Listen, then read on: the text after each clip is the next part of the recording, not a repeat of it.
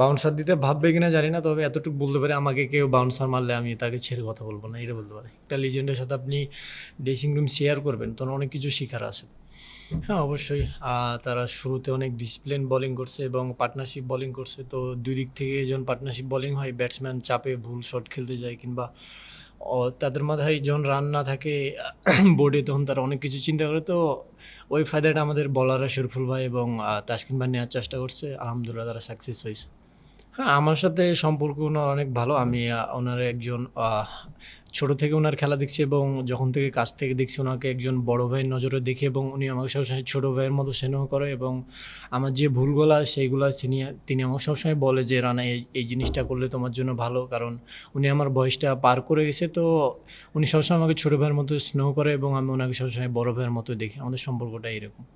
না, আসলে প্রত্যেকটা ব্যাটসম্যানকে আউট করতে মজা লাগে। কারণ প্রত্যেকটা উইকেটই আমার জন্য ইম্পোর্টেন্ট এবং আমার টিমের জন্যে। সো ধরেন আপনি একটা ব্যাটসম্যানকে বলে আউট করতে পারবেন না যে এই ব্যাটসম্যানটা ভালো ব্যাটসম্যান কিংবা অল ক্রিকেটের বড় নাম, আপনি কখনো বলে আউট করতে পারবেন না। আমি জাস্ট আমার প্রসেসের মধ্যে থাকার চেষ্টা করি এবং চেষ্টা করি যে কেমনে আমার প্ল্যান এক্সিকিউট করে আমার টিমকে হেল্প করা যায়।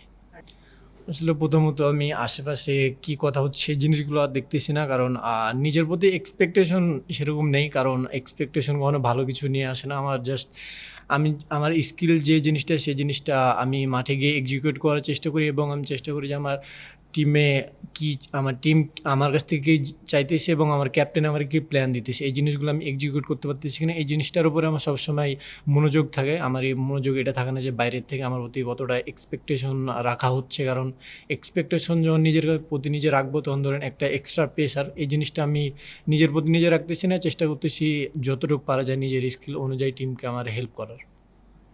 আসলে আগে থেকে বেশি কিছু চিন্তা করতেছি না। জাস্ট একটা জিনিস চিন্তা করতেছি, আলহামদুলিল্লাহ আল্লাহর রহমতে সময়টা ভালো যাচ্ছে, এনজয় করতেছি এবং চেষ্টা করতেছি যাতে দেশের হয়ে কিছু ভালো কিছু করতে পারি।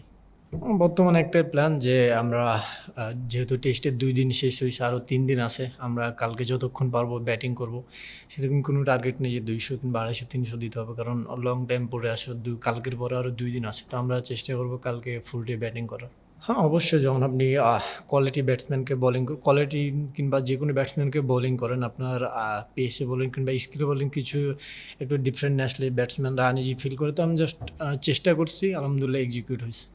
না, কারণ তাইজুল ভাই চেষ্টা করছে, কারণ উনি অনেক ভালো বোলিং করেছে, ৩ উইকেট পাইছে। তো উনি চেষ্টা করছে, সাজিদ ভাই ভালো হিট বাউন্ডারি মারছে। তো ঠিক আছে, এটা ক্রিকেটে ধরেন ডু অর ডাই। উনি চেষ্টা করছে, হিট হইছে। ঠিক আছে। ১ম যে প্রশ্নটা করলেন যে আমরা কত হলে ডিফেন্ড করব। কালকে আ প্রথমত কালকে আমরা সারাদিন ব্যাটিং করতে চাই। ব্যাটিং করে জয়রানি হয়ে আমরা ডিফেন্ড করতে চাই। আর ফিটনেসের কথা যেটা বললেন, এই যে স্পোর্টসম্যান হিসাবে এই জিনিসটা আমার ধরেন এটা আমার রুটিন যে ধরেন আমি ক্রিকেট যেহেতু বেছে নিছি, সো এই জিনিসটা খেলার জন্য আমার যে কাজগুলো করা লাগে বাইরে, সো এই জিনিসগুলো আমি সবসময় নিজের সাথে কখনো ধরেন করি না। নিজেকে কখনো ফাঁকি দেই না। চেষ্টা করি যে নিজের এফোর্টটা কিংবা নিজের ফিটনেসটা সবসময় হাই লেভেলে রাখার, ওই জিনিসটাই চেষ্টা করতেছি। না, আসলে যখনই ক্যাপ্টেন বলে যে বোলিং করবা, তার একটু আগে এসে ওয়ার্ম আপ করি যাতে বডিটা ভালোমতো গরম হয়ে যায় এবং উম ম্যাচের ভিতরে গিয়ে যাতে ধরেন ওয়ার্ম আপ বল না লাগে, যাতে ১ম বল থেকে এফোর্ট বল করতে পারি, এর জন্যই।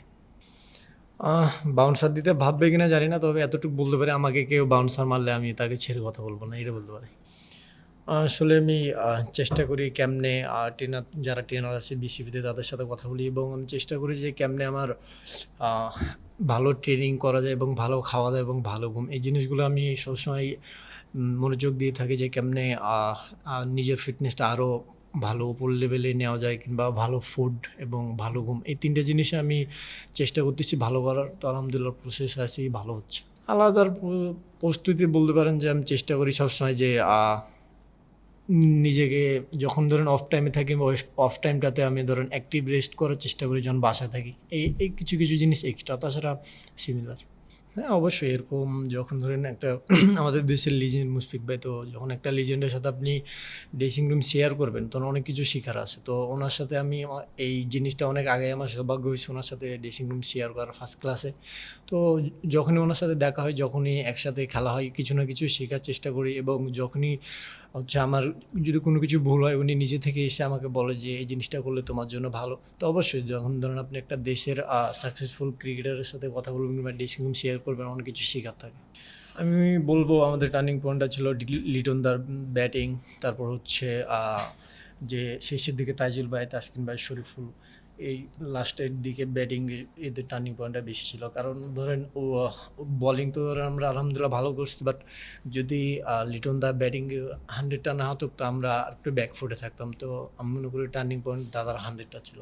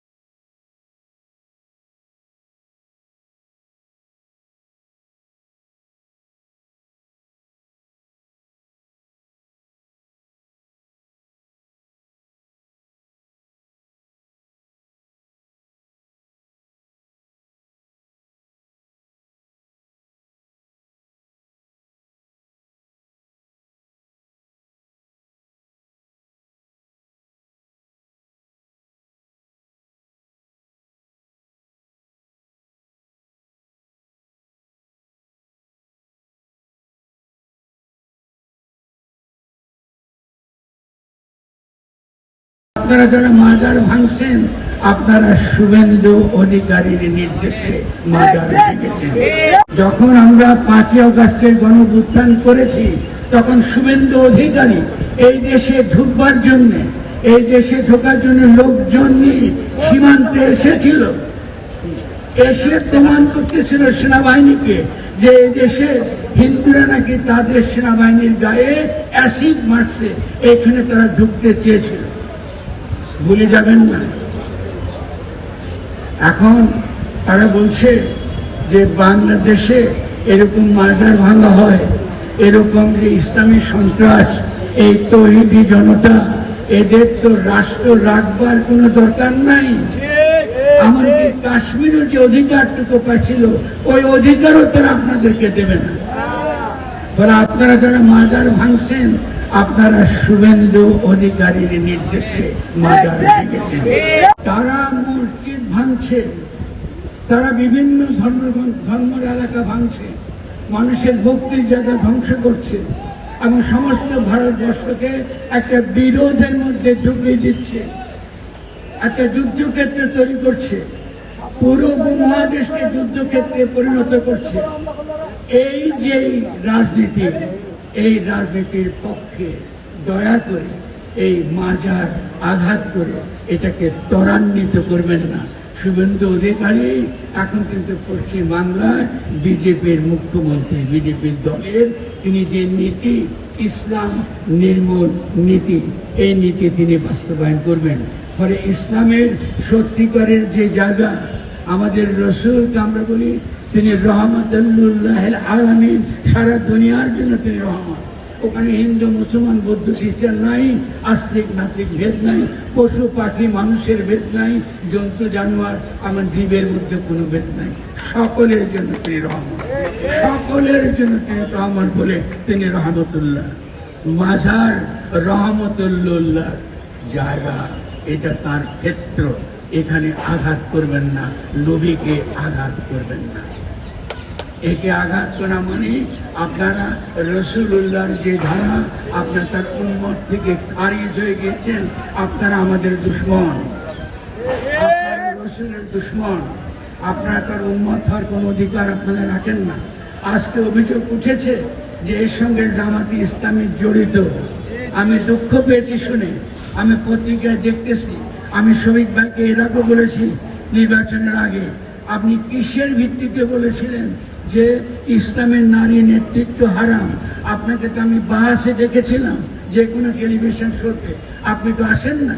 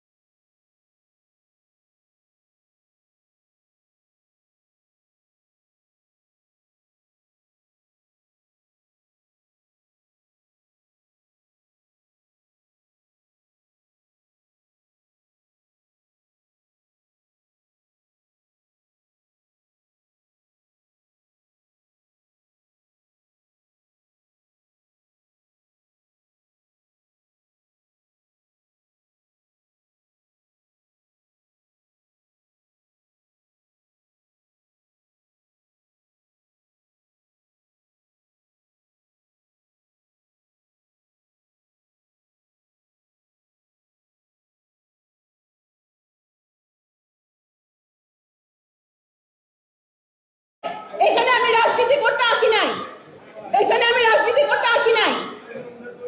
আমরা যদি মন পরিষ্কার করে সবাইকে একসাথে নিয়ে কাজ করতে না পারি, তাহলে আপনারা বলে দেন যে আমার মাটি, আমার জেলা, আমার জন্মস্থান ফরিদপুরে আমি আসবো না, তাহলে আমি আসবো না।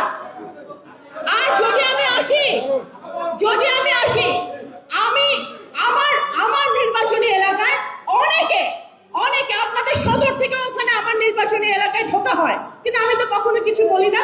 আমি সকলের ঊর্ধ্বে উঠে, সবকিছু ঊর্ধ্বে উঠে আমি মানুষের জন্য কাজ করতে চাই, যেটা আমি আমার পিতার কাছ থেকে শিখেছি।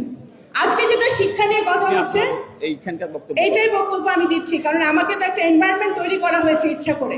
এই রাজনীতি গত 20-22 বছর ধরে দেখে আসছি, এই 40 বছরের এই নোংরা রাজনীতি বন্ধ করতে হবে।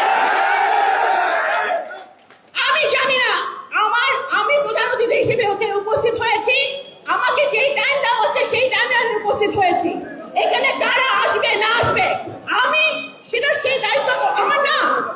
পলিটিক্স করতে আমরা আসি নাই, আমরা জনগণের প্রতিনিধি। জনগণের প্রতিনিধিরা যদি এই ধরনের আচরণ করে, তাহলে জনগণ কি শিখবে?